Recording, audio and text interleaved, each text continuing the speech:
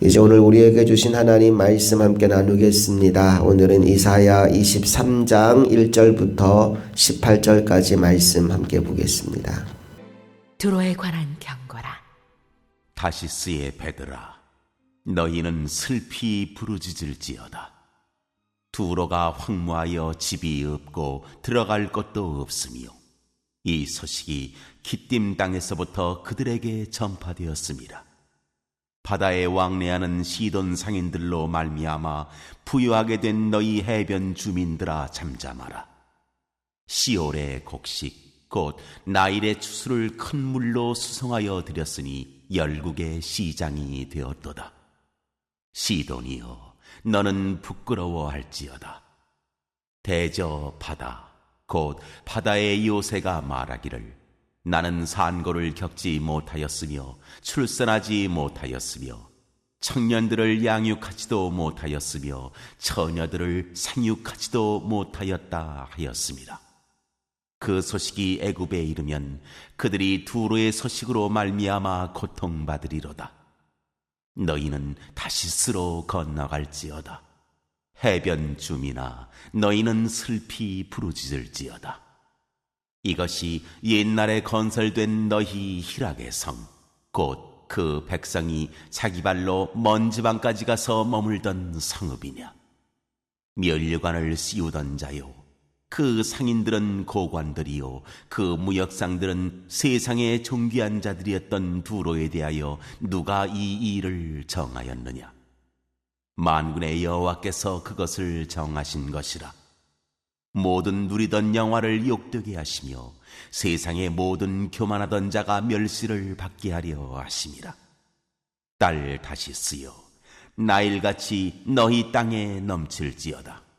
너를 속박함이 다시는 없으리라. 여호와께서 바다 위에 그의 손을 펴사 열방을 흔드시며 여호와께서 가나안에 대하여 명령을 내려 그 견고한 성들을 무너뜨리게 하시고 이르시되, 너 학대받은 처녀딸 시돈아, 네게 다시는 희락이 없으리니 일어나 기띔으로 건너가라. 거기에서도 네가 평안을 얻지 못하리라 하셨느니라. 갈대아 사람의 땅을 보라. 그 백성이 없어졌나니 곧 아수르 사람이 그곳을 들짐승이 사는 곳이 되게 하였으되 그들이 망대를 세우고 궁전을 헐어 황무하게 하였느니라. 다시스의 배들아, 너희는 슬피 부르짖으라. 너희의 견고한 성이 파괴되었느니라. 그날부터 두로가 한 왕의 연한같이 70년 동안 잊어버린 바 되었다가 70년이 찬 후에 두로는 기생의 노래같이 될 것이라. 잊어버린 바 되었던 너 음녀여, 수금을 가지고 성읍에 두루다니며 기묘한 곡조로 많은 노래를 불러서 너를 다시 기억하게 하라 하였느니라. 70년이 찬 후에 여호와께서 두로를 돌보시리니 그가 다시 값을 받고 지면에 있는 열방과 음란을 행할 것이며 그 무역한 것과 이익을 거룩히 여호와께 돌리고 간직하거나 쌓아두지 아니하리니 그 무역한 것이 여호와 앞에 사는 자가 배불리 먹을 양식, 잘 입을 옷감이 되리라.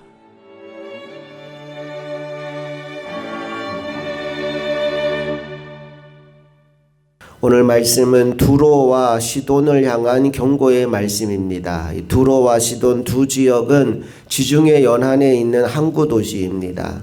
항구 도시 특성상 두 지역 모두 주 수입원은 국제무역이었어요. 바다에 배를 띄어서 해상무역을 하는 것으로 주 수입원을 삼았던 지역입니다.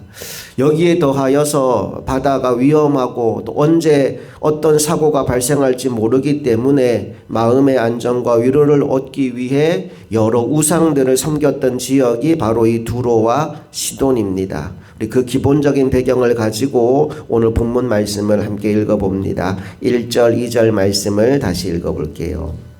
시작. 두로에 관한 경고라. 다시스의 배들아, 너희는 슬피 부르짖을지어다. 두로가 황무하여 집이 없고 들어갈 곳도 없으며 이 소식이 기띔 땅에서부터 그들에게 전파되었습니다.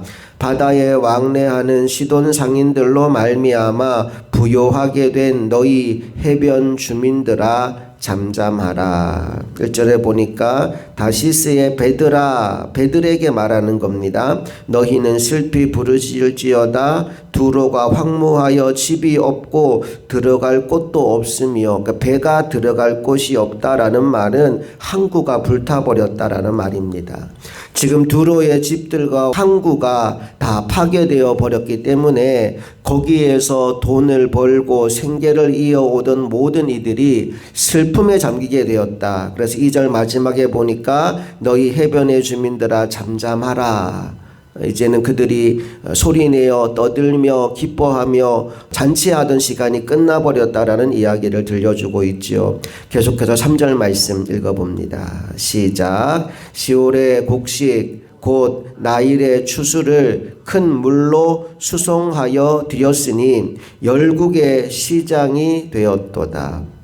무역상들이 시올의 곡식 즉 나일에 추수한 곡식들을 바다 위로 실어 날라서 두로는 세계적인 시장으로 소문이 나게 되었다는 겁니다. 그런데 그 두로가 지금 망하게 되었다는 거예요. 8절에 보니까 누가 도대체 이 일을 했느냐라고 질문합니다. 그리고 9절에서 이 모든 일을 행하시는 분이 여호와 하나님이라고 말하고 있지요. 8절 9절을 이어서 읽어봅니다. 시작.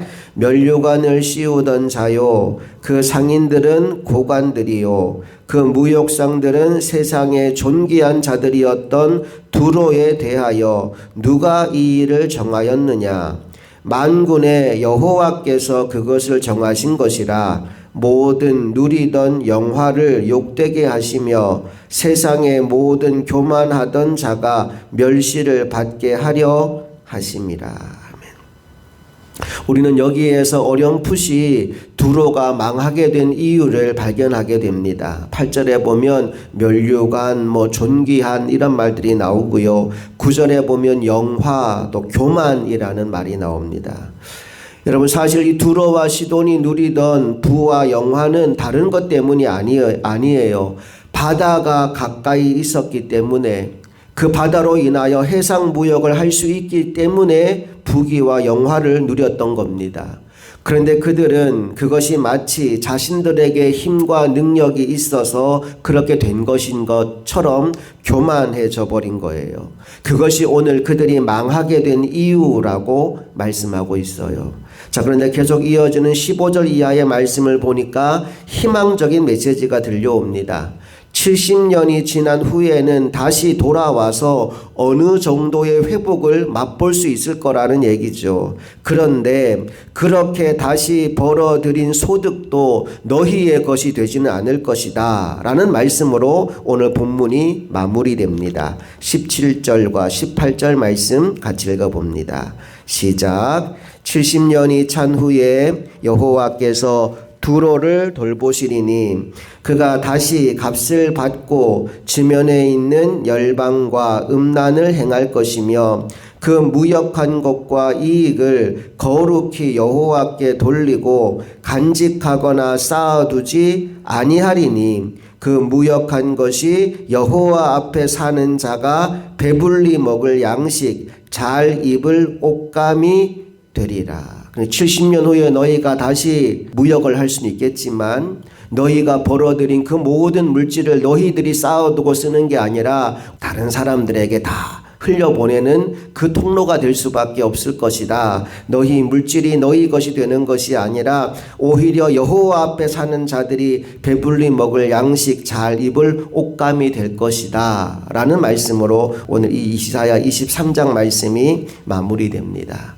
여러분 저는 오늘 이 말씀을 읽으면서 우리가 우리 신앙의 기초를 좀 잘 다졌으면 좋겠다라는 생각이 들었어요. 왜냐하면 신앙의 기초가 없으면 아무리 많은 물질과 아무리 많은 성공을 거두어도 그 인생은 무너질 수밖에 없기 때문입니다. 신앙생활의 기본을 여러 가지로 얘기할 수 있겠지만 그 중에 우리가 삶으로 보여줄 수 있는 기본적인 태도 두 가지는 11조와 주일 성수입니다. 사실 11조는 굉장히 큰 돈이잖아요.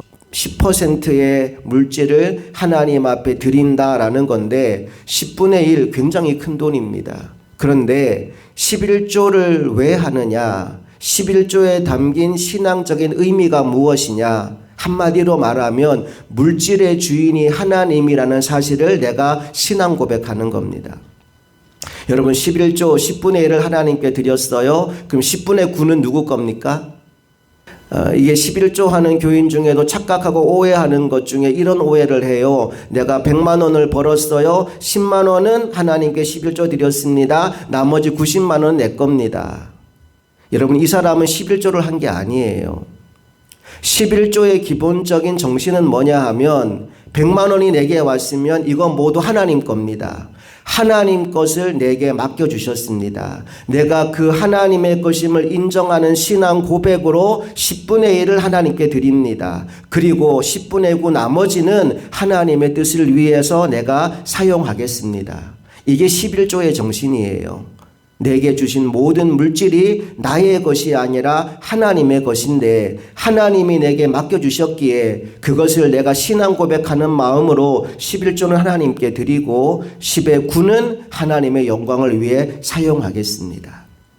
이 마음이 없는 사람은 11조 할 때마다 아깝습니다. 그 돈이 얼마나 아까운지 몰라요. 나 쓸 때도 많은데 11조 하면 어디다 쓰냐라는 얘기를 합니다. 그 사람은 기본적으로 내가 가진 물건, 내게 들어온 물건이 모두 내 거다라는 생각을 가지고 있기 때문에 하나님께 드리는 게 아까운 거예요. 11조의 기본 정신은 내가 가진 모든 물질의 주인이 내가 아니라 하나님임을 인정하는 겁니다. 주일 성수도 마찬가지입니다. 여러분 일주일의 모든 시간의 주인이 누구입니까? 하나님이에요.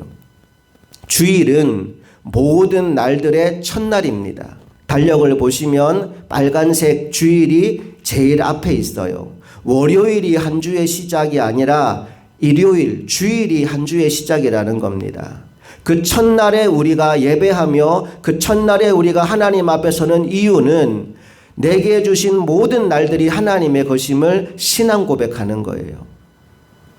내가 주일 하루만 교회에 와서 예배드리고 이날만 주님의 날이고 나머지 6일은 내가 마음대로 살아야 되는 날이 아니라 주님 앞에 예배하는 그날은 내게 주신 모든 날들이 하나님이 내게 선물로 주신 날인데 그것을 내가 신앙 고백하며 하나님께 올려드리는 시간이 주일 성수의 시간이라는 겁니다.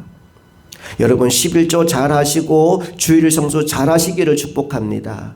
그 말을 다른 말로 바꾸면 시간의 주인이 하나님이며 물질의 주인이 하나님이라는 사실을 날마다 인정하며 살아가시기를 축복합니다.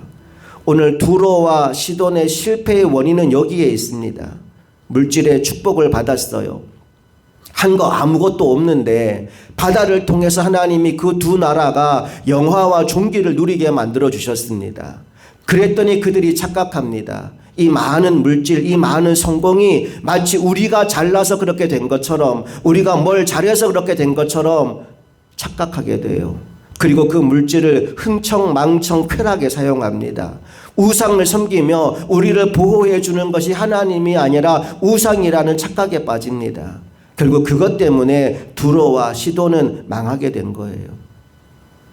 물질의 주인이 하나님이라는 사실을 알지 못하고 내게 주어진 모든 시간의 주인이 하나님이라는 사실을 알지 못하니까 그들의 인생 가운데에는 멸망밖에 남아있지 않더라는 겁니다. 오늘 저와 여러분은 다시 한번 우리 인생의 주인이 누구인지를 깨닫고 그 주인 되신 하나님께 영광 돌리는 삶을 살아가는 하나님의 종들이 되기를 원합니다. 내 시간의 주인 하나님이십니다. 내 물질의 주인 하나님이십니다. 내게 주신 시간과 물질로 하나님이 기뻐하는 일을 하며 하나님께 영광 돌리며 살겠습니다. 그 결단이 오늘 우리 안에 다시 일어나게 될 수 있기를 주님 이름으로 축복합니다. 함께 기도하겠습니다. 좋으신 아버지 하나님 은혜와 사랑을 감사드립니다. 오늘 우리에게 귀하고 복된 이 새벽 시간 주님 앞에 기도하고 예배하는 자리에 불러주셔서 감사합니다. 오늘 두로와 시돈의 실패의 이유를 살펴보았습니다. 그들이 해상무역으로 많은 돈을 얻게 되고 성공과 출세를 경험하게 됩니다. 그런데 그들은 그것이 마치 자신들이 잘나서 그렇게 된 것처럼 교만하여지고 하나님이 아니라 우상을 섬기며 방탕하게 그들에게 주신 모든 것들을 허비하였습니다. 하나님, 오늘 우리가 이런 어리석음을 반복하지 않게 하여 주시옵소서. 내게 주신 모든 물질의 주인이 하나님임을 인정하고 내게 주신 모든 시간의 주인이 하나님이심을 인정함으로 말미암아 하나님을 기쁘시게 하는 삶을 살아가는 하나님의 종들이 다 되기를 간절히 소망하며 우리 주 예수 그리스도의 이름으로 기도합니다. 아멘.